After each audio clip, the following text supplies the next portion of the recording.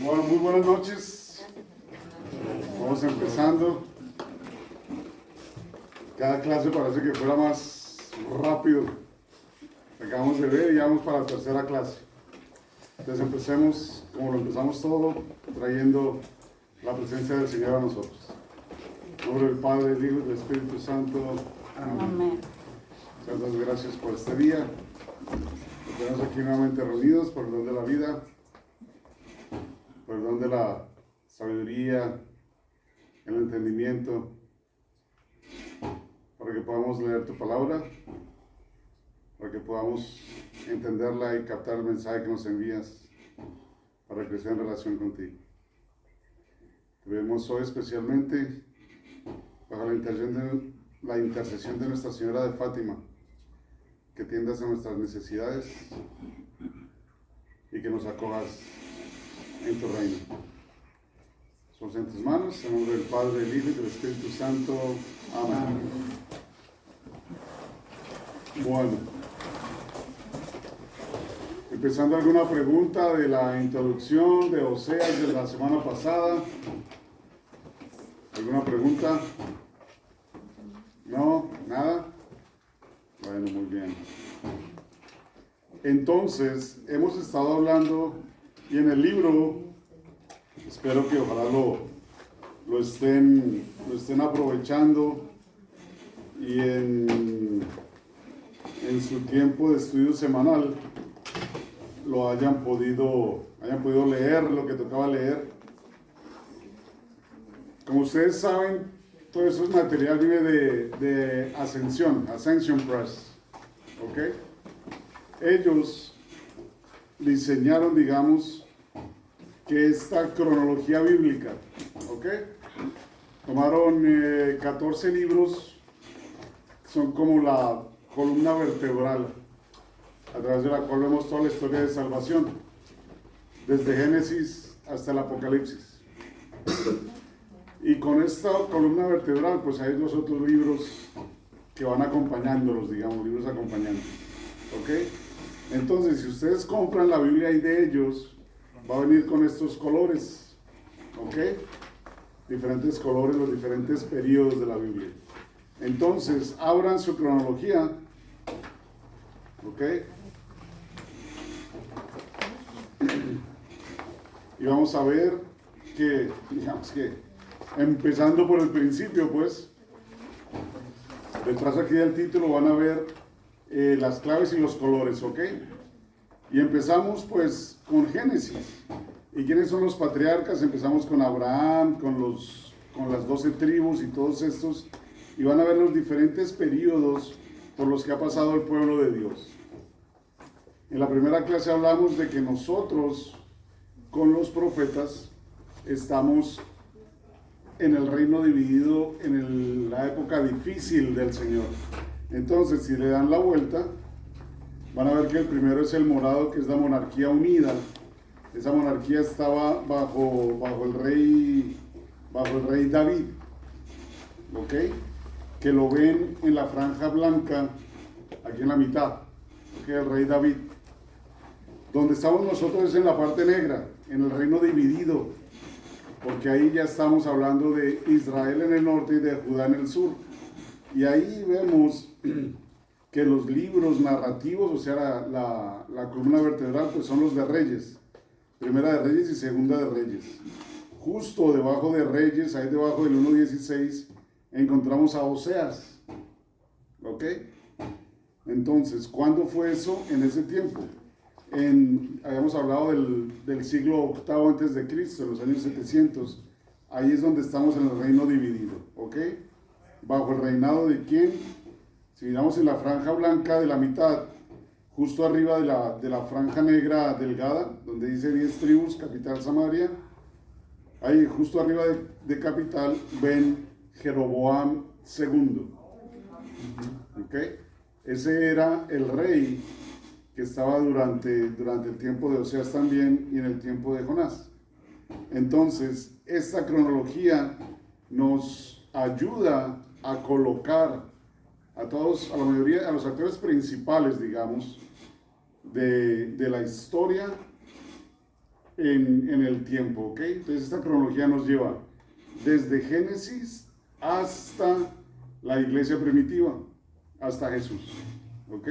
Y ahí pues el Nuevo Testamento. Entonces tengan hoy a la mano para que vayan colocando cada personaje de la Biblia en su tiempo apropiado, ¿ok? Entonces hoy en nuestra sesión 3 vamos a ver al profeta Jonás,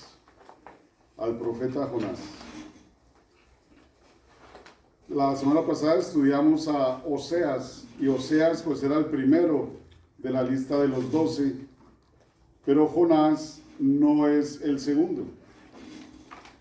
Jonás es el quinto. Tenemos entre ellos a Joel, Amós y Abdías.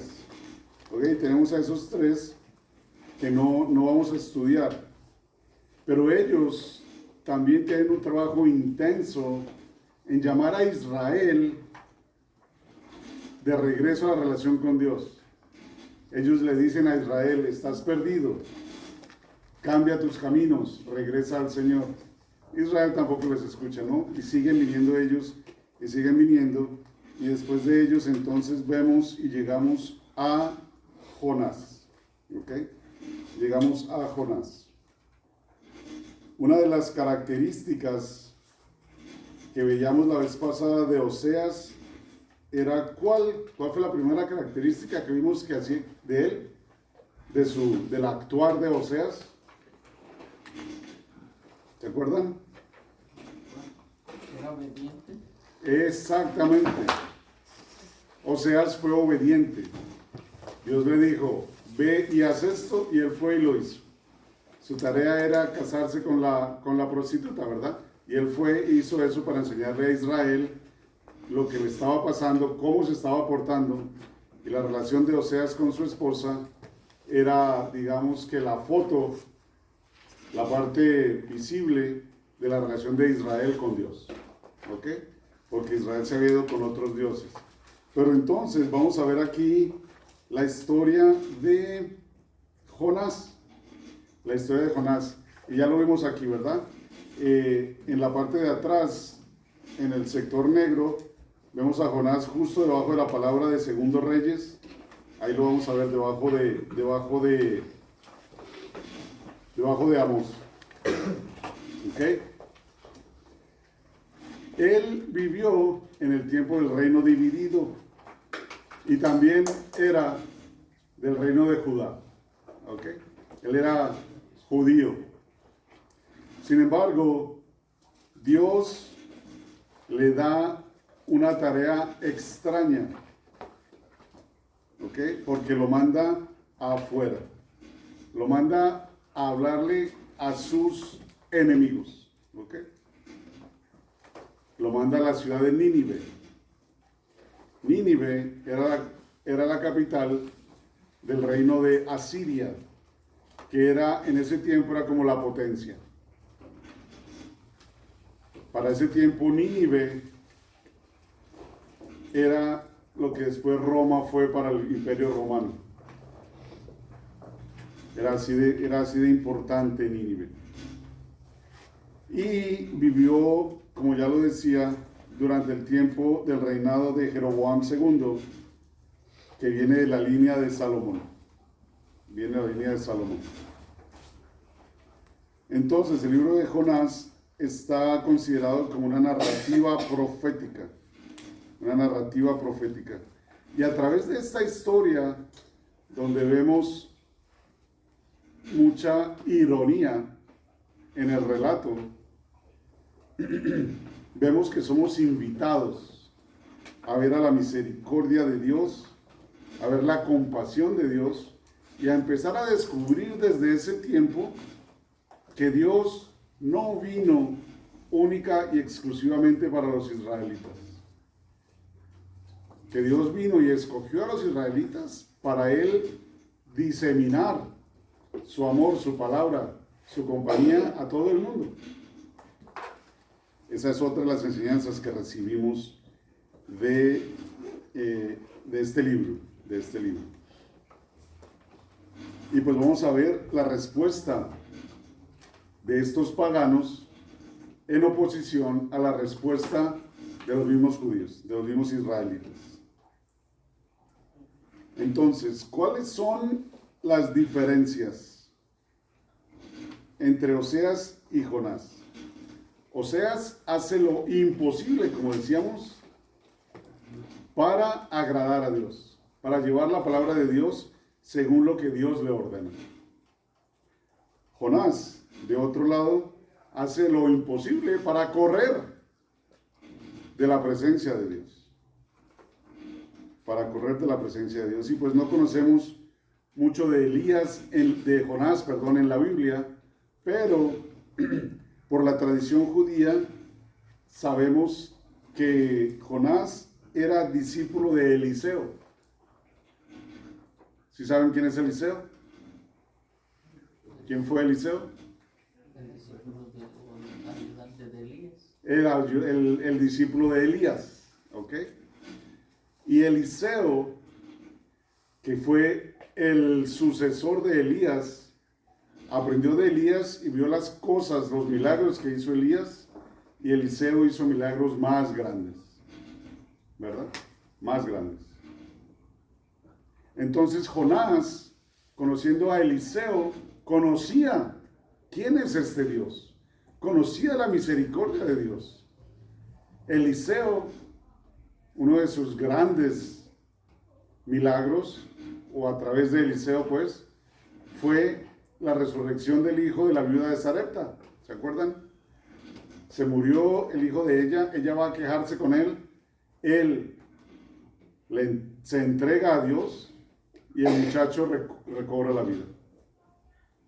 ¿Okay? Entonces Eliseo hace cosas más grandes que Elías y Jonás aprende y conoce a Dios a través de Eliseo. Entonces, con esto vamos al libro de Jonás. ¿Un libro largo o corto? ¿Cómo les fue con la lectura? Corto. Corto, ¿verdad? Corto, apenas 4 capítulos cortos, pero como dicen, pequeño pero sustancioso, ¿no? Sí. Pequeño pero sustancioso. Entonces, al inicio del libro, Dios llama a Jonás, ¿no? Dios llama a Jonás y le dice, Yahvé habló a Jonás, hijo de Amitai, diciéndole, prepárate y vete a Nínive, la metrópoli, para anunciarle que su maldad ha llegado hasta mí. ¿Y qué es lo que sigue? ¿Qué hizo Jonás? Se levantó para huir. Se levantó para huir. Entonces, aquí está el Señor, aquí está Dios, hablándole a Jonás. Jonás, te llamo y te envío allá para... Y lo dejó con la palabra en la boca, ¿verdad? Jonás salió corriendo tan rápido que dejó a Dios con la palabra en la boca. Dios no alcanzó a decirle qué tenía que hacer. Solo alcanzó a decir, llegó hasta a mí su maldad, pero no puedo decirle más. ¿Ok? Jonás, aquí especulando, conociendo a Dios y conociendo que cuando hay maldad, Dios siempre obra con misericordia, pues salió corriendo, ¿no? Dijo, no, me va a mandar algo bueno para esta gente mala, mejor me voy. Mejor me voy. Entonces sale corriendo. Y en una de las preguntas vamos a averiguar, ¿salió corriendo de qué? ¿Salió corriéndole a qué? ¿Salió corriendo al mensaje, a la tarea? ¿A qué le salió corriendo? Y vamos a descubrir, pues, a qué le corría, que le corría la presencia del Señor. Una pista ahí para los que le toque esa pregunta. ¿Y por qué corre? Porque conoce quién es Dios y conoce la voluntad de Dios.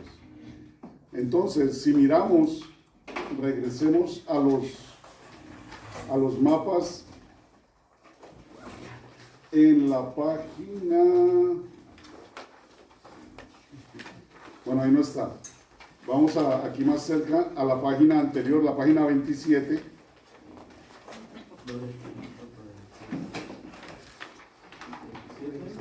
Sí, página 27. Ahí hay un mapa. Y vemos dónde empieza Jonás. Ven ahí unas letras sin caja que dice Gad Zapar, ahí era donde vivía Jonás. Él se va a Jope, que es un puerto, ¿ok? Miren dónde está Jope y miren dónde está Nínive, que fue donde lo iba a mandar Dios, ¿verdad? Y miren dónde está Tarsis, que es hoy, digamos, cerca del estrecho de Gibraltar, allá en España. Entonces comparen las distancias, ¿verdad? Dios le quiere poner una tarea corta y él se quiere ir a una tarea muy larga, ¿ok? Él se va hasta el fin del mundo, porque en ese tiempo hasta ahí no conocían a América todavía. Entonces ahí España, la península ibérica, que en ese tiempo no se llamaba así, pero bueno, es eso, era el fin del mundo. Entonces Jonás está dispuesto a irse hasta el fin del mundo con tal de correrle a Dios, con tal de que Dios no lo encuentre, ¿verdad? Pero después vamos a ver, obviamente, en los salmos, recuerdo qué salmo es, que no importa dónde estés, Dios está ahí, ¿verdad? Puedes estar en lo más alto del monte y allá me encuentras, puedes estar en el abismo más profundo y allá me encuentras, puedes estar en la aurora del sol y allá estás, puedes estar en el ocaso y ahí estás. Entonces, esa es la ironía de escapar de la presencia de Dios. Y eso lo vemos en Deuteronomio, en Hebreos y en Mateo también. En Mateo también.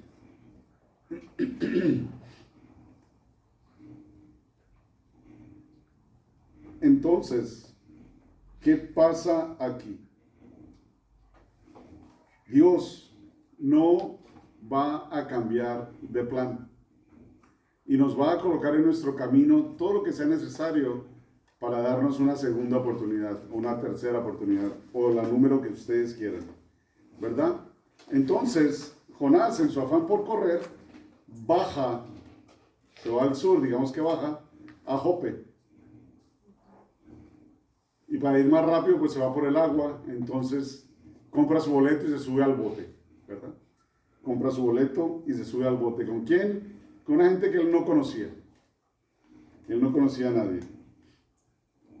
Se sube al barco y Dios envía una tormenta. Traten de ir haciendo conexiones con lo que hemos estudiado de Lucas y lo que hayan visto los evangelios en cuanto a qué dicen allá de mares, qué dice de tormentas, qué dice de barcas y todo esto, ¿ok? Traten de ir haciendo conexiones. Entonces, se sube Jonás a este bote y pues él no tiene arte ni parte con nadie en ese bote, entonces se va muy tranquilito a dormir. Mientras el resto de gente está ahí arriba trabajando y cuidando de sus cargas y todo lo que llevaban en el bote. Y Dios manda esta tormenta. ¿Y qué pasa? Está dormido y ni se da cuenta, ¿no? Pero los marineros, el resto de la tripulación, ven la fuerza de la tormenta y saben que eso no lo va a aguantar el barco. Por un lado empiezan a hacer dos cosas, empiezan a hacer la barca más liviana y botan todas sus cosas, o sea que pierden sus propiedades, y empiezan a pedirle a sus dioses, y cada uno le dice a su dios, o sea que cada uno tiene su dios personal, y entre ellos se ponen de acuerdo, llamen a su dios para que calme esta tormenta, porque aquí algo tiene que haber pasado, y todos le están rezando a sus dioses, y nada pasa, la tormenta se empeora. Pero después como que se dan cuenta, y bueno, estamos todos aquí, falta alguien, y se dan cuenta que Jonás está durmiendo plácidamente. Y van a despertarlo, ¿no? Él es el único, digamos que extraño, porque entre los marineros se conocían y le dicen, bueno, ¿y tú quién eres? ¿Qué haces? ¿Cuál es tu Dios? Pídele a tu Dios. A ver si nos salva. Y él les dice, bueno, pues mi Dios es el creador del cielo, de la tierra y del mar. Jonás está consciente de quién es, ¿verdad? Y quiere huir de Dios en esta criatura, en el agua que el mismo Dios creó. Y entonces, ¿cómo va a poder hacer él eso? Entonces ellos le dicen a él, pues órale a tu Dios para que nos calme, ¿verdad? Y él empieza a orar, pero pues nada pasa. Él les dice, no, ¿sabe qué? Mi problema es, yo soy el problema, porque mi Dios debe estar bravo, de mal genio conmigo. Tírenme del bote y seguro que les va a ir bien. Pero los marineros, en todo caso, quieren salvarlo y empiezan a remar a ver si se pueden salvar, sin botarlo. Y no llegan a ningún lado, no pueden hacer nada. Y entonces deciden botarlo, finalmente, ¿verdad? Y lo botan y viene la calma. Pero están lo suficientemente lejos de tierra para que Jonás pues se muriera ahogado. Y Dios envía a este pez gigante, nosotros decimos que es una ballena, y se lo traga.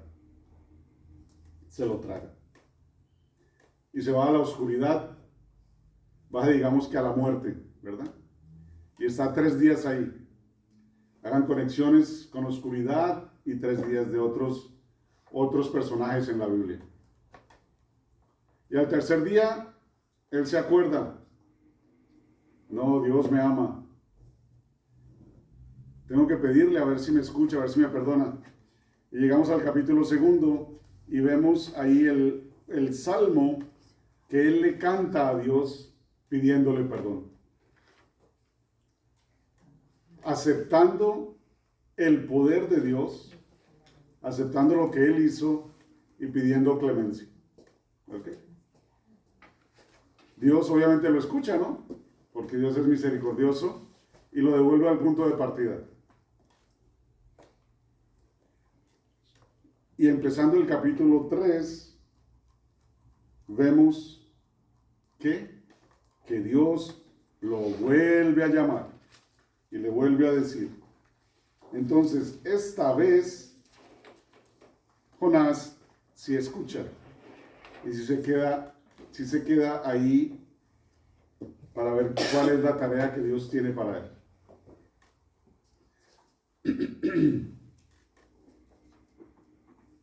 Entonces, miremos un poquito la historia de Jonás. Jonás estaba en esta ciudad que vimos, del nombre este raro, y baja a Jope. Se va a viajar en el barco y cae en la ballena, o sea que baja todavía más, ¿verdad? Porque va a las profundidades de las aguas. Y de allá lo saca Dios. Lo saca Dios después de este salmo de acción de gracias que proclama él. Entonces Dios, que es un Dios de oportunidades, le dice, ok, ven Jonás, y esta es la tarea que tengo para ti. Y lo envía a Nínive para que les diga y les avise que en 40 días van a ser destruidos. No les está dando ninguna sugerencia, no les está dando ningún consejo, les está diciendo, esta ciudad va a ser destruida en 40 días. Y nos habla de qué grande es Nínive. Esa es una muestra de la potencia, del poder de esta ciudad, ¿verdad? Decía que se tomaba 3 días para cruzarla. 3 días para cruzarla. Y él le hace caso a Dios, pero le hace caso, digamos, que de boca para afuera. Porque en el corazón, él no quería la misericordia para Nínive. ¿Por qué? Porque Nínive es la capital de Asiria, del pueblo de los asirios, que eran los enemigos número 1 de los israelitas. Y los estaban matando y los torturaban y los trataban mal. Entonces, sabiendo de lo mal que los trataban, ¿cómo es que va a ser el portador de la misericordia para sus enemigos? ¿Ok? Acuérdense después que nos dice que debemos amar a los enemigos, ¿verdad? Entonces esta es otra prefiguración de todo esto. Y él va y proclama, ¿ok? Duró un día nomás. La ciudad se tomaba 3 días, pero él en el primer día se puso a gritar, ¿no? 40 días y Nínive será destruida. Y la palabra se dispersa y llega al rey. Y el rey escucha. El rey escucha. Dice, wow, vamos a ser destruidos. Y toma acción. Entonces él cree y toma acción. Y dice, bueno, si vamos a ser destruidos, pues hagamos algo diferente. Y llama a toda la ciudad, a todo el pueblo, a todo el reino, básicamente, a todo Nínive. Vamos a hacer un ayuno para ofrecer el sacrificio. Y no solo de hombres, sino también de bestias. Y en señal de humildad nos vamos a cubrir de ceniza, nos vamos a vestir de sayo, ¿lo dicen ustedes? ¿De costal? ¿Costal? Ok. Nos vamos a vestir así para ofrecer ese sacrificio a ver si el Dios que nos va a destruir se arrepiente. A ver si el Dios que nos va a destruir se arrepiente. Y entonces, obviamente, Dios ve la acción, ve que la acción es de corazón y se arrepiente. No deja que Nínive sea destruida. En ese momento, después con otros profetas vamos a ver que Nínive fue destruida unos cuantos años después. Pero en ese momento es perdonada. Es perdonada. En el versículo 3:10 vemos eso. Cuando Dios vio lo que hacían y cómo se convertían de su mala conducta, se arrepintió del castigo que había anunciado contra ellos y no lo ejecutó. Entonces Dios escucha, ¿ok? Aquel que se arrepienta recibirá la misericordia de Dios. Pero aquel que haya recibido misericordia y pierda el camino, pues no la recibirá. Todo se une, todo se junta, todo empieza a tomar sentido, ¿ok? Todo empieza a tomar sentido. Pero después de esto, de que Jonás ve que Dios en efecto hizo lo que él sabía que iba a hacer, que los iba a perdonar, entonces él sigue disgustado con Dios. Sigue disgustado con Dios.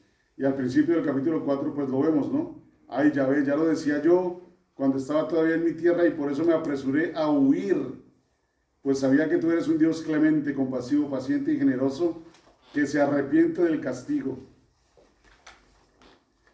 Entonces le pide a Yahvé que pues que más bien lo mate, porque ya qué más va a hacer él. Pero Yahvé le da una lección. Y le da una lección con esta planta, ¿verdad? Esta planta que crece rapidito para darle sombra y que tan rápido como creció se marchita y pierde la sombra para cuidarlo a él. Y a través de esto el Señor le enseña de que si el Señor puede obrar el bien, obrar el mal, porque esa es su creación, con una simple planta, ¿cómo es que no va a salvar a todo un pueblo que él creó, a su imagen y semejanza? Porque los ninivitas, si enemigos de los israelitas, aún son creación de Dios, son hijos de Dios. Entonces tenían que arrepentirse para retomar el camino. Y eso fue lo que hicieron. Entonces vemos aquí estas contradicciones, estas ironías, ¿verdad? Jonás queriendo huir de Dios y los paganos pidiéndole que regrese a Dios. Jonás queriendo huir de dar misericordia y el Señor lo lleva a dar misericordia. Él se quiere ir al fin del mundo para que nadie lo vea y Dios lo encuentra en el camino y lo trae para que todos lo vean. Entonces, no nos podemos esconder de Dios. En ningún lado nos podemos esconder de Dios. Yendo al Nuevo Testamento, vamos a Hechos de los Apóstoles, capítulo 1, versículo 8, donde Dios nos dice que Él vino para todos. Él vino para todos. En el versículo 8 dice: ustedes recibirán una fuerza cuando el Espíritu venga sobre ustedes, y de este modo serán mis testigos en Jerusalén, en Judea y Samaria y hasta los confines de la tierra. ¿Ok? La diferencia es que aquí Dios los está mandando ya con el Espíritu Santo para que su palabra llegue a todas partes. Jonás quería irse hasta el fin de la tierra para que la palabra no llegara. Después, en el capítulo 10 de Hechos, otra vez, vemos que ¿dónde estaba Pedro en ese entonces? ¿Alguien puede ir a Hechos 10?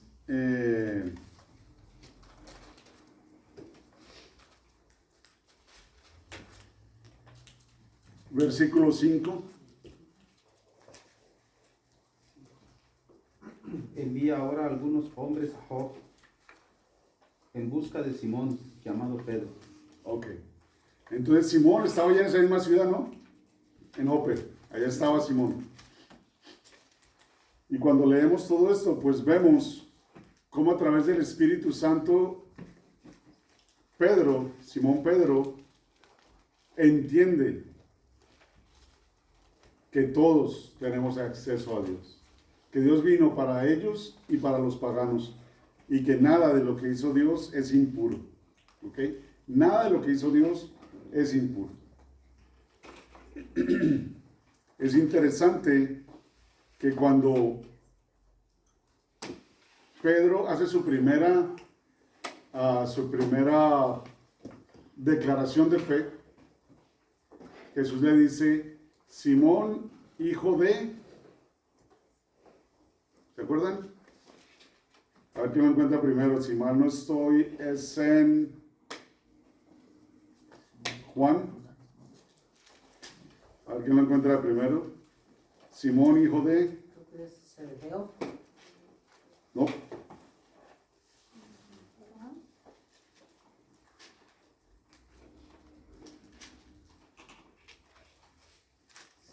A ver, ¿quién lo encontró? ¿Quién lo Se encontró? refería a Judas, hijo de Simón Iscariote, uno de los 12, quien lo iba a traicionar. No. En la primera declaración de Pedro, creo que es en el capítulo 6 de Juan. Simón, hijo de Jonás, más conocido como Simón Pedro. ¿Simón, hijo de quién? De Jonás. Simón, hijo de Jonás, Simón, hijo de Jonás, más conocido ¿verdad? como Simón Pedro. No es el mismo Jonás, obviamente, pero es Jonás en todo caso. ¿Ok? ¿Y qué fue a hacer Pedro después? Fue un apóstol de Jesús y figura importante en la Biblia. Ok, Jesús, pero ¿qué hizo en la noche que atraparon a Jesús? Pedro, Negarlo. 3 veces, ¿verdad? Entonces siempre está este 3 ahí presente. Siempre está este 3 ahí presente. Entonces, Simón, igual que Jonás, quiso irse de la presencia de Dios. No quiso aceptar que él era amigo de Jesús, ¿verdad? Y lo negó. Jonás no quiere estar en la presencia de Dios, no quiere ser ministro de misericordia y quiere correr. Y por segunda vez, Dios le da la oportunidad y lo lleva para que haga su plan. Simón Pedro fue llamado la primera vez en el mar y lo negó. Y después de la resurrección, vuelve a ser llamado, ¿verdad? Y es cuando recibe la orden de que apacienta mis ovejas. Apacienta mis ovejas. Entonces, en Jonás vemos varias enseñanzas. La primera, cuando Dios nos da su tarea, esa tarea no va a cambiar y no te vas a poder esconder de Él por más de que corras. A donde quiera que vayas, ahí está Dios. No te puedes esconder de la presencia de Dios. No te puedes esconder del amor de Dios. No te puedes esconder del plan de Dios. Puedes hacer lo que quieras porque tienes libertad para retrasar ese plan. Pero el Señor va a dar 1000 oportunidades para que tú lo hagas. Después, esto nos dice también la misericordia y la gracia de Dios de que da oportunidades. Porque antes de darle la oportunidad a los ninivitas, le dio una segunda oportunidad a Jonás, ¿verdad? Para que hiciera el plan. Entonces vemos la compasión de Dios, de escuchar nuestro deseo de reconciliación. Y finalmente también nos enseña de que Dios es incondicional. Y Dios nos ama a pesar de nosotros mismos. Dios nos ama a pesar de nosotros mismos. Entonces, vemos aquí en este libro de Jonás muchas pistas, muchas menciones en el Evangelio e incluso de ritos y celebraciones que tenemos nosotros, que nos recuerda la ceniza, el costal, los 40 días. La cuaresma, ¿verdad? Y al final de la cuaresma, ¿qué viene? La resurrección del Señor. Vemos aquí cómo los ninivitas de cierta manera resucitaron porque iban a estar muertos y recibieron una segunda oportunidad también, ¿verdad? Vemos lo de los 3 días en el vientre del pez, ¿verdad? Cuando a nosotros nos dicen, se va a tomar 3 días, ¿qué entienden ustedes? ¿Que cuánto tiempo se va a tomar en horas? 72, ¿verdad? Entonces nos dicen 3 días, entonces son 72 horas. Si se tomó 70, entonces decimos, no fueron 3 días. Fueron 2.8 días, no fueron 3, ¿verdad? Eso es en nuestras matemáticas normales, exactas, digamos. Para los israelitas, un día es 24 horas o 1 hora. ¿Ok? Entonces, 3 días pueden ser 72 horas o 26. ¿Ok? 26 siendo 1 hora de uno, las 24 del otro y 1 del siguiente. ¿Ok? Esos son 3 días también, dentro de su explicación, dentro de su creencia. Entonces, por eso Jesús estuvo 3 días. ¿Por qué? Porque muere el viernes, está todo el sábado y resucita al amanecer. ¿Okay? Incluso para los judíos, pues el día no empieza a las 12 de la noche, sino empieza al oscurecer del día anterior. Acuérdense de Génesis. Y anocheció y amaneció el día 1. Y anocheció y amaneció el día 2. ¿Ok? Entonces, por eso son los 3 días. Y los 3 días, entonces son los 3 días de Jonás. Después los 3 días de ¿quién? Lázaro. De Lázaro. Después los 3 días de ¿quién? Jesús. De Jesús.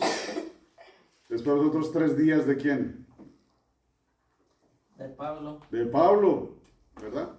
Entonces, cuando se nos refuerza tanto esto, que tenemos que mirar, ¿cuál es el mensaje? ¿Cuál es el mensaje?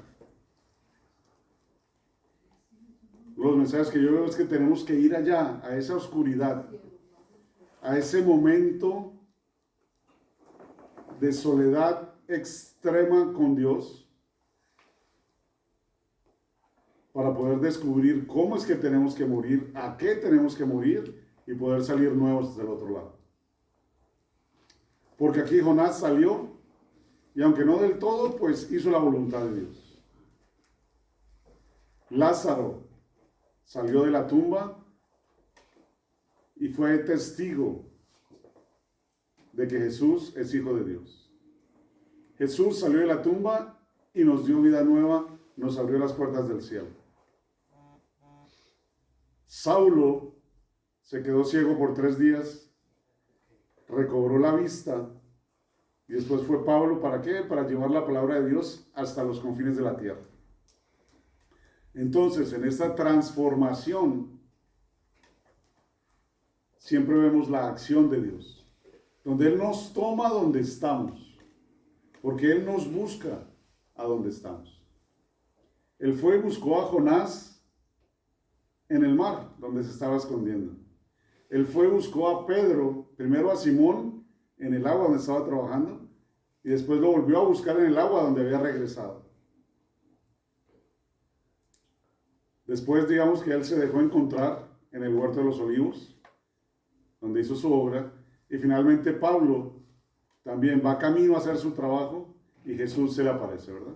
¿Por qué me persigues? Entonces, Él siempre va y toma la iniciativa para encontrarte, para darte una nueva oportunidad. Muchas veces, mediante un evento dramático en nuestra vida, un evento fuerte, porque tristemente muchas veces es la única manera para nosotros de entender. Nos gusta, como somos masoquistas pues a veces, y si no nos dan una buena pedrada no entendemos, ¿verdad? Y eso no es nuevo para nosotros, ni es de los hispanos, es de todos, porque aquí lo vemos, ¿verdad? Desde Adán hasta el recién nacido ahorita que acabó de nacer. Todos creados a imagen y semejanza de Dios, pero todos hijos de Adán también, con tendencia, con esa concupiscencia que heredamos todos, ¿verdad? Con esa tendencia al pecado. Pero Dios, un Dios de amor y de oportunidades, viene y nos busca. Y no solo nos busca, sino que una vez nos encuentra, nos da el ejemplo. Hace el trabajo con nosotros y nos lleva del otro lado. Entonces, vamos pues, tomamos un descanso ahorita y vamos a las preguntas para ver qué podemos ver de este Jonás. ¿Alguna pregunta antes de asignar las preguntas? ¿Alguna pregunta? ¿Algún comentario, Luisa? No, ¿va a hacer preguntas? Sí, ahorita te doy un libro, sí, si quieres el libro. Entonces, ¿cuántas tenemos? 12, 1, 2, 3, 4. Entonces vamos 1, 2, 3, 4, 5. Vámonos de a 3 por 4, 12, vamos de a 3. Entonces ustedes vienen las 3 primeras, ustedes de la 4 a la 6. Ustedes allá se reúnen los 5, de la 7 a la 9, y ustedes aquí de la 10 a la 12, ¿ok? Vamos a tomar el café y luego regresamos aquí a mirar las preguntas. ¿Cuántas horas tenemos? Entonces, Pero va a Jope. Su viaje en barco empezó en Jope. Bueno, regresamos. Regresamos todos aquí juntos.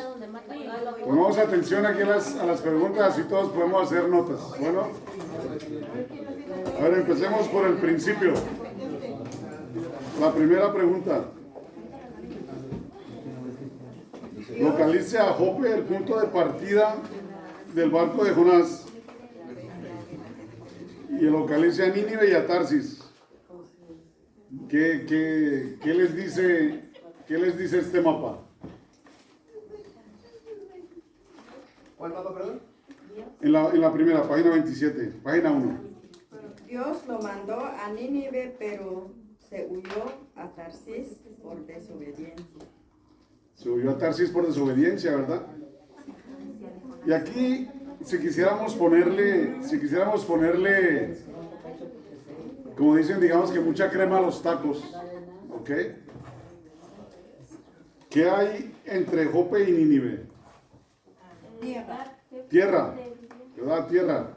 Así que podemos caminar por la tierra al menos, ¿no? Y está más cerca. Y está mucho más cerca. ¿Qué hay en esa tierra? Pues, Y entre Jope y Tarsis, Mar y distancia. digamos que también hay tierra, pero está muy larga, estamos muy lejos, ¿no? Y pues el desierto y todo eso es impasable y se va por el agua. Desde algo seguro en la tierra se va por el agua que es totalmente inseguro, ¿cierto? Lo que nos da Dios y lo que hacemos nosotros. Y después la distancia. Lo que nos da Dios es un poquito de trabajo y nosotros queremos hacer más con tal de no estar con Dios. Entonces aquí ¿de qué nos acuerda, por ejemplo? ¿Lo pueden relacionar con algo en el Nuevo Testamento, con algo en la vida de Jesús?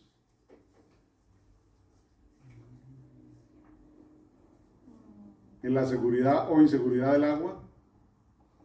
Con Pedro, ¿verdad, Pedro? cuando Pedro camina por el... Oh, ok. Pedro le dice, si eres tú, llámame para que yo también camine. Y mientras lo está mirando, camina sobre las aguas Pedro. Pero se descuida, le da miedo y ¿qué? Se abajo, ¿verdad? Y ahí va otra vez, sálvame Señor. Sálvame Señor. Ok. En la B, la reticencia o resistencia de Jonás a ir a Nínive es comprensible porque ellos eran sus enemigos, sus tiranos, sus asesinos. Sin embargo, ¿a qué es a lo que le teme Jonás? ¿De qué huye Jonás? De la presencia del Señor. De la presencia del Señor, ¿verdad? Entonces, él está huyendo de esta presencia del Señor y pudiéramos hacer conjeturas. ¿Le huye porque tiene miedo? ¿Le huye porque no la quiere? ¿Qué pueden asumir, qué pueden deducir ustedes de por qué huye? A lo mejor no lo conoce bien. Por desobediencia. ¿Por desobediencia? ¿Por qué? Del compromiso.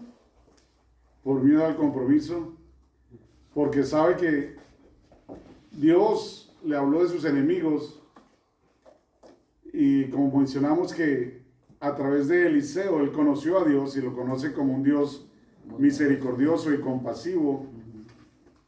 Muy rápidamente puede intuir, me va a mandar a hacer algo aquí con estos Y al final los va a perdonar. y seguro los va a perdonar algo así. Yo ni siquiera quiero saber qué me va a mandar, mejor me voy. Y huyo a su presencia, ¿para qué? Para ni siquiera escucharlo.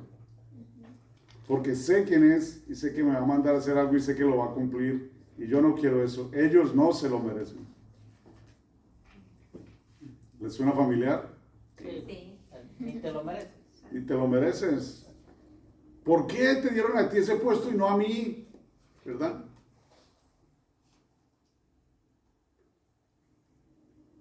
Y ahí empiezan todo nuestro racismo y clasismo y colorismo y todos los ismos, ¿verdad? Porque no entendemos ni podemos aceptar la misericordia o aceptar el triunfo del otro cuando debería haber sido mío, ¿verdad? Bueno. Entonces comparemos esto con Génesis 3:8 y 4:16. ¿Quiénes eran los autores en esas dos citas y qué comparaciones hay? Entonces, Génesis 3:8, ¿quién era? ¿Qué pasó? Adán y Eva, ¿verdad? ¿Y qué hicieron?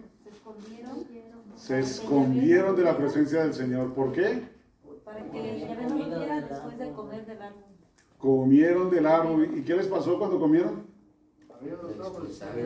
No se engordaron, ¿verdad? Abrieron los ojos Se vieron desnudos. y se vieron desnudos porque vieron que tenían algo que esconder, ¿verdad? Entonces se escondieron de la presencia de Dios por miedo, por el pecado Y desobedecieron también. y por desobediencia. Y en 4:16, Génesis 4:16, ¿quiénes están ahí? Caín y Abel. Caín y Abel. ¿Y ahí quién se escondía? Caín. Caín. Porque sabía lo que había hecho también, ¿verdad? Derramó la sangre de su hermano, ¿verdad? Derramó la sangre de su hermano. Muy bien, muy bien. Entonces, la 2. Compara y contrasta la respuesta de Jonás a la palabra de Dios con la del capitán, los marineros, los peces, el viento y el mar. ¿Cuál es la comparación entre Jonás y los marineros? Entre Jonás vimos que no invoca la presencia de Dios. En cambio, cuando estaban en el barco y estaban con miedo, entonces ellos sí invocaron la presencia de Dios. El Hijo de Dios no quiere nada con el Padre. Los extranjeros piden clemencia. Los peces, o el pez, digamos, y el viento y el mar. Pues se calmó después de que... El viento se calmó, la tempestad se calmó y el pez también fue obediente con Dios, ¿verdad? Entonces todo está bajo su control, bajo el control de Dios. Algo difícil de aceptar para nosotros humanos es eso, que control realmente tenemos muy poco, pero todo lo queremos controlar. Queremos controlar la chamarra negra de Flores, ¿verdad? Azul. Es azul. Muy bien, muy bien. Entonces, estas son las parte de la ironía, ¿verdad? Aquellos que ni conocen a Dios le piden a Él, órele a su Dios para que nos salve. El pescado también va con Dios. Son las ironías, ¿verdad? Entonces aquí tenemos es que vernos a nosotros mismos. ¿Por qué sigo negando a Dios? ¿Por qué sigo haciéndolo a mi manera en vez de hacerlo a la manera de Dios? A mí me pasa muchas veces buscando la economía, digamos, ¿verdad? Entonces primero me voy a Home Depot y nunca compro todo lo que necesito porque siempre se me olvida algo, entonces tengo que volver. Allá hay 2 viajes en vez de uno, ¿no? Por no hacer una lista. Y después voy a comprar, no sé, una llave. Y entonces hay una que vale 10 y la otra vale 7. No, voy a comprar la de 7 porque me voy a ahorrar 3. Pero después algo me pasa y ¡pum! Era tan mala que se rompió y me tocó regresar a comprar otra. Y entonces ya me gasté más, ¿verdad? Por no mirar, ok, Señor, dirígeme, ayúdame a tomar buenas decisiones y no me dejes irme por lo inmediato, por lo fácil, por lo rápido, sino dirígeme para tomar una mejor decisión que al final va a ser la mejor, ¿verdad? Va a ser la mejor y así, muchas veces con decisiones más serias, ¿no? En la vida.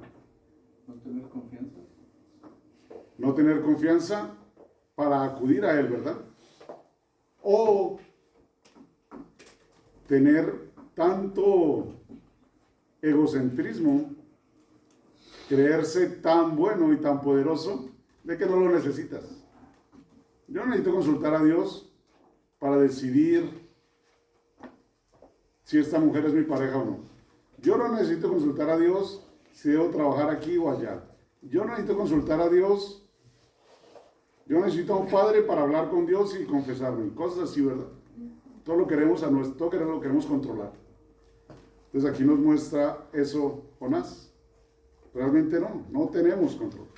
El control lo tiene Él. Y la tercera. Describa la espiral descendiente de Jonás. ¿Cómo estuvo? Primero bajó a Job en 1.3, descendió al fondo del barco, en Jonás 1.5, lo arrojaron al mar en 1.15, después se lo tragó el gran pez en el 2.1, llegó al abismo que casi lo cercaba y lo ahogaba en 2.6 y bajó hasta las raíces de la montaña. ¿Verdad? Tristemente, muchas veces nos pasa así a nosotros. creemos que ya estamos saliendo del atolladero, pero nos damos cuenta que estamos mirando para el lado equivocado y nos estamos hundiendo más, ¿verdad? Nos estamos hundiendo más. ¿Por qué? Por nuestra propia terquedad, por nuestro propio egoísmo, por nuestra propia ignorancia y torpeza, digamos. Ok, muy bien. ¿Y todo por qué? Por ignorar a aquel que nos ama, por creernos mejor que Él. Porque de cierta manera Adán nos dio de ese fruto también a nosotros. Ok, llegamos a la siguiente mesa. Salmo 139, 1-12. ¿Qué nos dice ese salmo? Pues Ajá, sí. que a donde quiera que vayamos, por más lejos al final del mundo, Dios siempre va a estar, nos va a seguir, Él va a estar ahí. Dios nos creó, No sé. es omnipotente, es omnisciente, está en todo lado, ¿verdad? Omnipresente, exactamente. Entonces, ¿cuáles son los extremos que nos da el salmo? Pues sí, que siempre Dios va a ¿Cuáles son los extremos que nos da el salmo para mostrarnos esa imagen? Lo leo todo. ¿Ah? Lo leo. Sí. Señor, tú me examinas y conoces, sabes si me siento, me levanto, tú conoces de lejos lo que pienso, ya esté caminando o en la cama me escudriñas, eres testigo de todos mis pasos, aún no está en mi lengua la palabra cuando ya tú, Señor, la conoces entera, me aprietas por detrás y por delante y colocas tu mano sobre mí, me supera ese prodigio de saber, son alturas que no puedo alcanzar. ¿A dónde iré lejos de tu espíritu? ¿A dónde huiré lejos de tu rostro? Si escalo los cielos, tú ahí estás. Si me apuesto entre los muertos, ahí también estás. Si le pido las alas a la aurora para irme a la otra orilla del mar, también allá tu mano me conduce y me tiene tomando tu derecho. Ok, entonces, hasta ahí está. No hay límite, no hay lugar donde no esté Dios, ¿verdad? Pero ¿qué hacemos nosotros? No sale. Seguimos haciendo los jueguitos, ¿no? Nos engañamos. A ver, les voy a hacer una confesión, aunque todo debería haber quedado en el secreto del sacramento de la confesión, ¿verdad? Pero a mí, dentro de mi vergüenza, dentro de mi cosa, pues yo no me confieso aquí. Yo voy a otro lado. Donde no lo conozcan.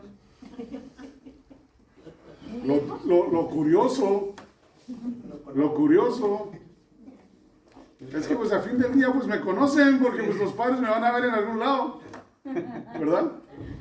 Entonces ya me tocaría irme, no sé, Vaya integral.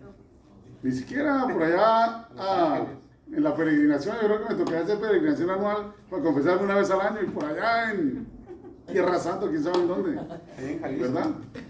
Pero el diácono Oh, no es pastor. oh, señora, ah, Van a decir, era el diácono del otra vez el diácono del pastor. Exactamente.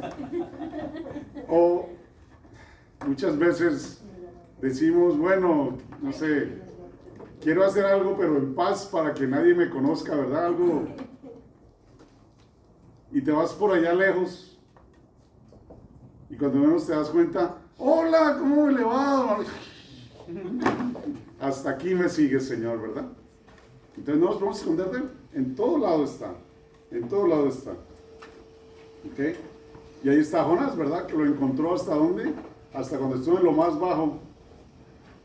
Que se da cuenta y le ora ese salmo. ¿Ok? A ver, ¿alguien quisiera compartir la 4B? ¿Cómo ha experimentado la persistencia trascendental del amor de Dios? ¿Alguno quisiera compartir cómo ha experimentado eso? Un experimento en estar aquí sirviéndoles a ustedes como un diácono que ya no se emborracha todos los días. La misericordia de Dios de seguirme llamando y de decir, no, yo solo quiero para algo diferente. Y ahí, una tras otra, oportunidad tras otra, hasta que finalmente me llegó el momento de escuchar y decir, ok, está bien, Dios. Tienes razón. Y muy parecido a Jonás también, porque al principio no era que fuera mucho de corazón, ¿verdad? no era que fuera mucho de corazón, pero poco a poco Él te va moldeando. Tiene una paciencia, gracias a Dios a Él, que tiene esa paciencia infinita, ¿verdad? Porque somos nosotros los que nos vencemos muy rápido. Muy rápido. ¿Alguien quisiera compartir? ¿Dónde ha visto esa persistencia de Dios para Pues, mostrar su amor? pues yo, por ejemplo, yo diría que a mí, en vez de estar en mi, ¿cómo se dice? ¿Cómo se dice? En tu mundo. Flojera, de estar haciendo nada en la casa, encontrar a mi iglesia, encontrarme con mi iglesia, y recibir como pues, el cariño, el amor de la iglesia. Y pues, esa es la manera de que Dios me está mostrando y me está volviendo a traer hacia Él. Ok, muy bien. Siempre me está buscando, siempre me está buscando. Ok, vamos con las 5. En Jonás 2, leemos que Jonás ora desde el vientre del pez. ¿Cómo describe Jonás el lugar donde clama a Dios? En Jonás 2:1-6 o 2:2-7. ¿Cómo describe Jonás el lugar donde está?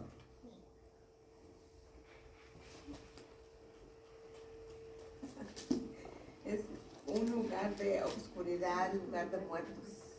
Lugar de oscuridad y lugar de muertos. Entonces, si estoy entre los muertos, ¿cómo estoy yo? Muerto. Muerto, ¿verdad? Muerto. Como un lugar. Las aguas me asfixiaban el aliento. El abismo me envolvía. Las algas enredaban mi cabeza. Estoy muerto, ¿verdad? ¿Cómo salió Lázaro de la tumba? Todo vendado, ¿verdad?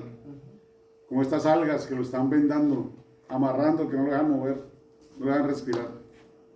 Entonces estoy literalmente muerto, literalmente en el infierno. Muy bien. Y las 6. ¿Cómo refleja la oración de Jonás su cambio de actitud?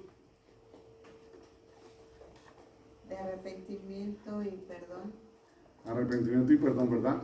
Digamos que le podemos añadir antes de aceptación, ¿verdad? Y agradecimiento al final. De aceptar quién soy, de arrepentirme de lo que he hecho, de pedir perdón y, como dice aquí Roberto, finalmente de agradecimiento, porque él continuaba creyendo en Dios y él continúa sabiendo que Dios es misericordioso y que él podía también recibir su misericordia, ¿verdad? Aquí lo podemos comparar, por ejemplo, con el hijo pródigo. ¿Sí? El hijo pródigo también está buscando salvación a las consecuencias que él mismo se buscó. ¿Sí? Pues Y- como hasta uno mismo cuando peca, primero hay que aceptar que pecamos, arrepentirnos, pedir perdón y agradecer por perdonar. Exactamente. Y eso es lo más difícil, ¿no? Reconocer el pecado, reconocer la enfermedad es lo más difícil. Lo más difícil. Porque como nosotros tenemos el control, tendemos a menospreciarlo, ¿verdad? Les dije a ustedes cuál era mi brindis cuando estaba yo en mis tragos. No. ¿No? Alguien más. Sí, dijo una vez, yo brindaba. Con aguardiente. Era agua, no se prendía fuego. Entonces decíamos, el que bebe se emborracha. El que se emborracha se duerme. El que se duerme no peca. El que no peca va al cielo. Y como al cielo vamos, pues bebamos. Okay. Por favor, no se lo aprendan, ¿ok? Ni lo practiquen. Los enseñó el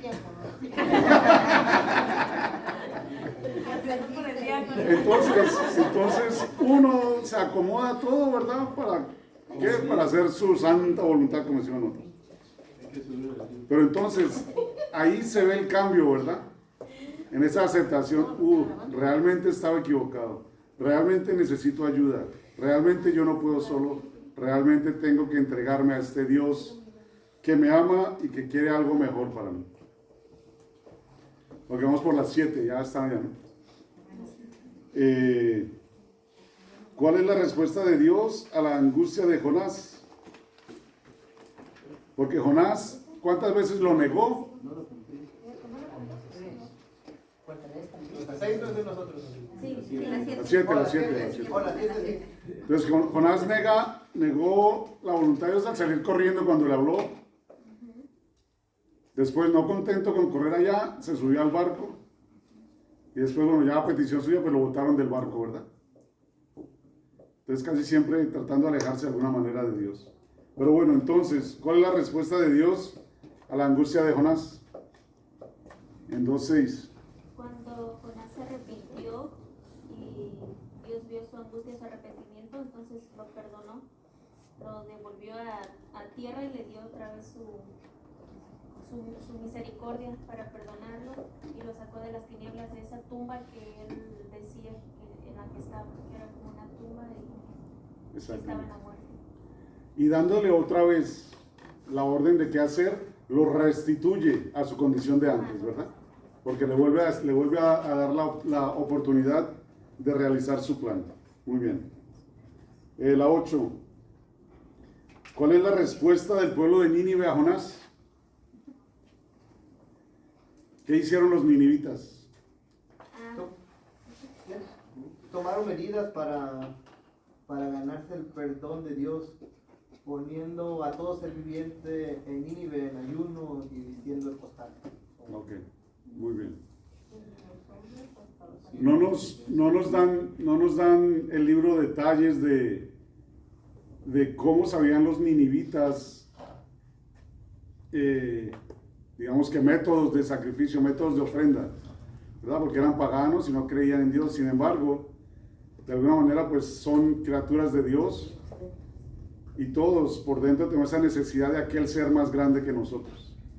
Obviamente han invadido, han hecho cosas, de pronto conocían de alguna manera, ¿verdad? Pero de cierta manera ellos también sabían del poder de Dios. Y si saben que van a ser destruidos, bueno, pues seguramente ya han escuchado hablar de Sodoma y Gomorra y todo esto, ¿verdad? Y yo no quiero eso para mí. Entonces vamos a humillarnos ofreciendo este sacrificio al Dios. ¿Ok? ¿Y cuánto le tomó a Jonás predicar para que escucharan los ninivitas? Esto era como antes de Jericó o después de Jericó, de las murallas de Jericó. Eso antes. Las murallas de Jericó fueron, no, eso fue después, perdón, después. Después, porque Jericó fue al principio de entrar a la tierra prometida.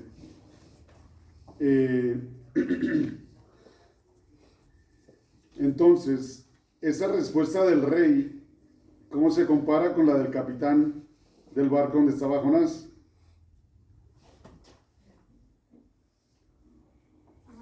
¿Y qué descubrieron? ¿Qué sabían de Dios?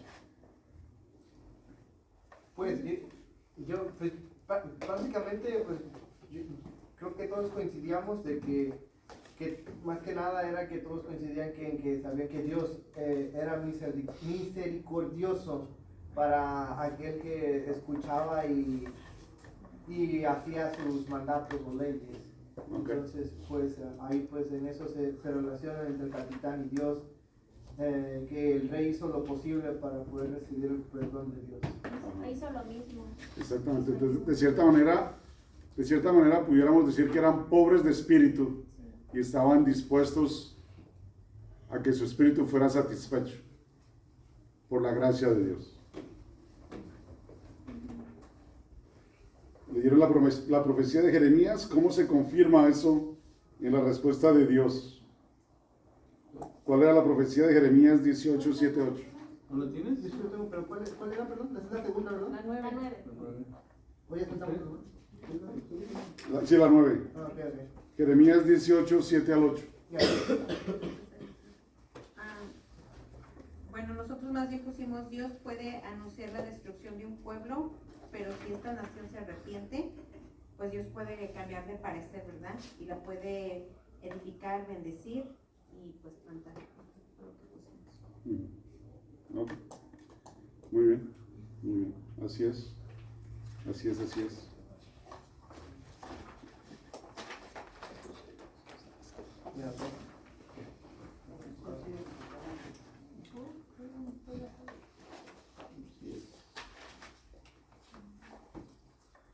El Jeremías 18, 7, 8 dice: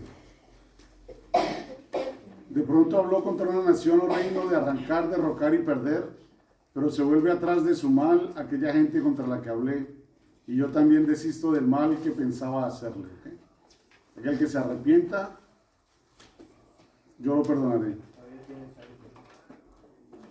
Y de pronto habló tocante a una nación o un reino de edificar y plantar, pero hace lo que parece malo desoyendo mi voz, y entonces yo también desisto del bien que había decidido hacerle. Entonces con Jonás, ¿qué? Se portó mal, allá fue a caer a la barriga, al vientre del pez. Muy bien. Llevamos aquí las últimas tres, aquí rapidito. ¿Qué significado le da Jesús a la historia de Jonás al aplicarla a su generación en Mateo 12? La obediencia. ¿Qué dice Mateo 12? La resurrección. Mateo 12, 38, 42, ¿de qué habla?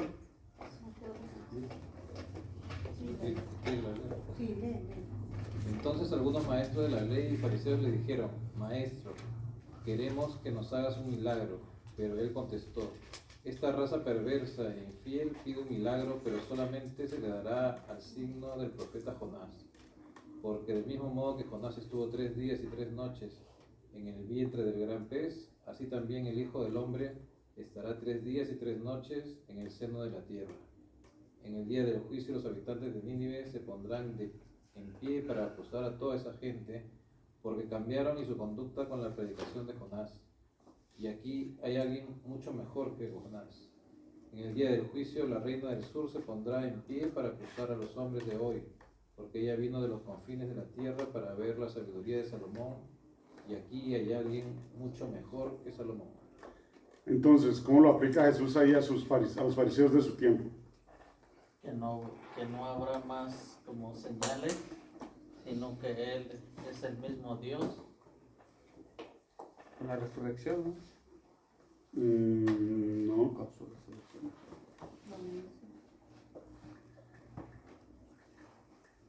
Si trajéramos a Jonás aquí, ¿quién es Jonás en el tiempo de Jesús?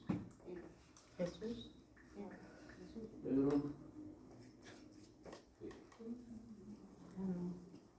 ¿Los fariseos? No, Jesús, ¿no? Porque... No, los fariseos. Jesús le está diciendo a ellos: conviértanse, escúchenme, cambien. ¿Ok? ¿Y ellos qué hacen? Se van para el otro lado. ¿Ok? Ellos están siendo Jonás. Y por eso Él les dice: van a terminar mal. ¿Ok?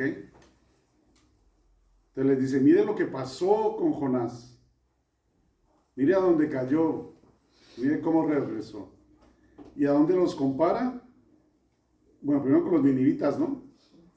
Ellos se arrepintieron y creyeron y fueron salvos. Los fariseos, ¿se arrepintieron? No. ¿Fueron salvos? No. ¿Por qué? Porque 40 años después acabaron con la ciudad. Igual, la reina del sur, ¿quién es? Una pagana. ¿Ok? Ella no es israelita. Y vino de lejos para escuchar a Salomón, la sabiduría de Dios, ¿verdad? Igual que los marineros le pidieron: hey, ora por tu Dios para que nos salve. Entonces ellos tuvieron más misericordia que Jonás, porque la tempestad pasó y ellos siguieron en su barco tranquilos. Pero Jonás terminó en el fondo. ¿Ok? Desafortunadamente, pues, no lo vieron. Y lo mismo nos dice hoy a nosotros, ¿verdad? ¿Quieres escucharme finalmente o no?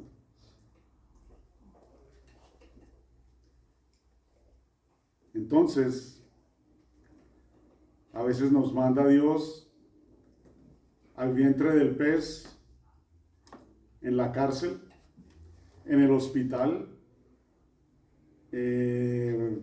fuera del trabajo, en bancarrota. A ver si finalmente abrimos los ojos, ¿verdad? A ver si finalmente abrimos los ojos. Bueno, la 11. ¿Por qué está enojado Jonás? ¿Y cómo puede usar estas palabras para justificar su vida? Hablando del Éxodo 34, 6, 7. ¿Por qué está enojado Jonás con Dios? Porque tiene un corazón duro, está resentido y tiene una lucha entre lo bueno y lo malo. Tiene un conflicto interno. Jonás, ¿verdad? Jonás. Ok. Jonás tiene la lucha entre lo bueno y lo malo, que todos la tenemos, ¿verdad? La justicia divina es muy incómoda para nosotros cuando es para nuestro enemigo. ¿Sí? Porque para mi enemigo yo quiero la justicia humana, que le den su merecido. Pero cuando es para mí yo quiero la justicia divina, que me perdone, ¿no? Y me reconcilie con él. ¿Sí? Entonces ese es el problema de Jonás. Pedimos misericordia cuando no. Exactamente. Entonces, ¿cuál es la diferencia entre recibir justicia y recibir misericordia? ¿Cuál es la diferencia entre qué, perdón? Entre recibir justicia y recibir misericordia. Misericordia es recibir lo que no nos merecemos. Misericordia es recibir lo que no nos merecemos. ¿Y justicia? Lo que nos merecemos. ¿Sí? Entonces decimos, si Dios fuera justo, pues al infierno paramos todos. Pero Dios es misericordioso y Dios es amor y nos perdona y nos quiere con Él. Solo nos pide que hagamos nuestro mejor esfuerzo para seguirlo a Él. Exactamente, exactamente. ¿Por qué? Porque Él nos tiene preparada una morada para cada uno. Ok. Y que digamos que saltemos a la 12b. ¿Qué mensaje quiere Dios que Jonás aprenda de esto y nosotros también? Que todo viene de Dios, por lo tanto no debemos pensar que algo nos pertenece. Todo viene de Dios. Y así podemos hacer su voluntad. ¿Así podemos qué? Su voluntad. Hacer su voluntad. Exactamente. Muy bien, muy bien. Entonces, tengamos presente de una u otra manera, todos hemos actuado, hemos realizado el papel de Jonás en nuestra vida. Todos.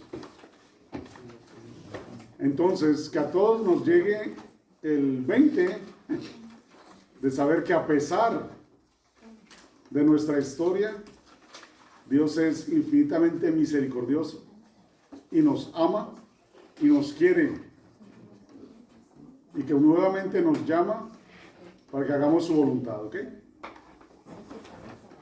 Entonces, Jonás nos enseña mucho. Vamos a cerrar aquí, cerramos en oración y para la semana entrante es un poco más larga la lectura, entonces traten de darle un poquito más de tiempo. Vamos a ver a Isaías las próximas 2 semanas. ¿Okay?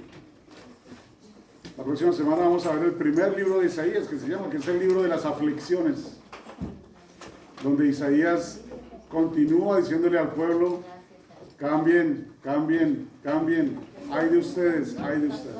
¿Okay? Entonces vamos a caminar con Isaías esta semana. Cerremos pues el nombre del Padre, el Hijo y del Espíritu Santo. Amén. Hoy que celebramos a Nuestra Señora de Fátima, le pedimos su intercesión. A Nuestra Madre María, que nos ama como la verdadera Madre, que nos guía como la verdadera Madre, y que está presente ante su Hijo, nuestro Señor, como la Madre que quiere lo mejor para todos. Pidámosle que nos dé la fuerza para ver la bondad de Jesús y que nuestro Jonás pueda morir para renacer en él.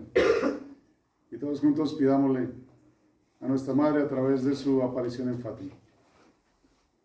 Dios te salve María, llena eres de gracia, el Señor es contigo. Bendita eres entre todas las mujeres y bendito es el fruto de tu vientre, Jesús. Santa María, Madre de Dios, ruega por nosotros pecadores, ahora y en la hora de nuestra muerte. Amén. Y que Dios Todopoderoso los bendiga, en nombre del Padre, del Hijo y del Espíritu Santo. Amén.